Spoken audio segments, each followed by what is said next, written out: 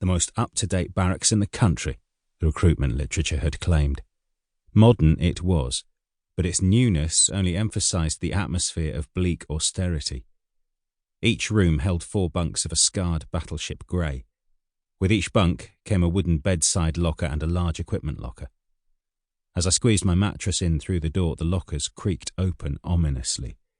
Their innards were turbid with fluff and sprinkled liberally with fag ends and empty contraceptive packets.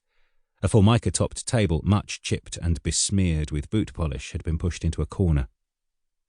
4 stand-up chairs were piled against a plate glass window. I dropped on my mattress on the bare springs of a bed near the window, then I went back to collect my bedding.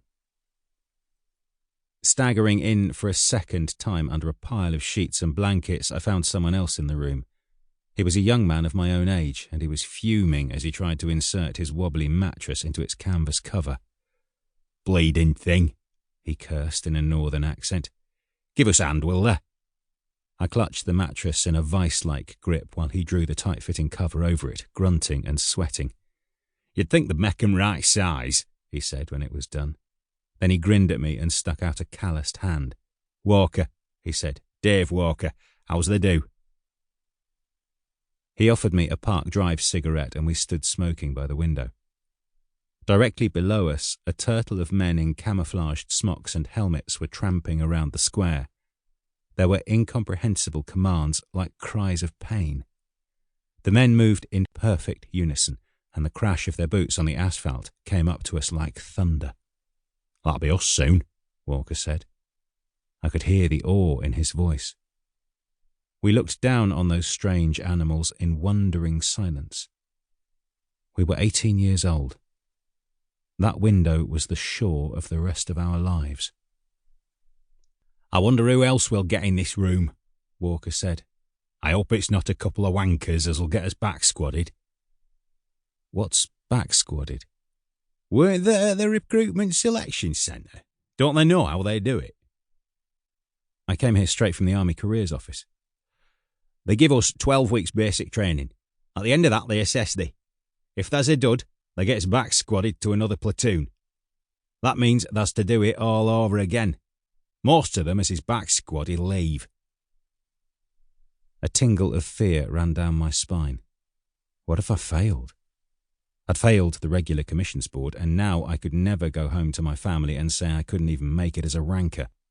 They had advised me strongly against joining the ranks. No, I told myself, I had to pass now I was here. Our faces dropped when we met our third roommate. He was a tall, bumbling man called Chapman who ambled about the room with an expression of complete imbecility. He kept on insisting that he came from somewhere called the Dingle. I wondered if he was quite right in the head.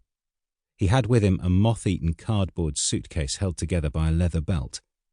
When he opened it, Walker and I saw a gigantic carving knife lying on top of his clothes. Walker raised his eyes to heaven as if to say, "I got a right one here." Little Jock McGowan was the next to arrive. He had an apple-fresh face with an impudent look, and his hair had been honed to a fine stubble. His bomber jacket and baseball shoes reminded me of the local yobs I used to see hanging around Lambretta scooters in my hometown, but McGowan had a genial manner. "Here," he said at once when he saw me struggling with my mattress cover. "Let me show you how it's done. I'm an old Navy man. 4 years in the March, that's me." He fitted the mattress with perfect alignment. Our room was divided from the one next door by a thin partition. The 2 rooms were connected with the corridor by a common entrance. Soon that room filled up with recruits. There was a lanky, emaciated youth from Oldham named Clark. He had a long, lascivious face and looked like the worst kind of street corner layabout. He announced that he would be known as the Oldham Stud. There was a blonde rugby-playing Londoner called Smart. His father kept a tailor's shop in Soho, he said. There was a 17-year-old Welshman, inevitably called Williams, who was bandy-legged and came from Merthyr Tydfil.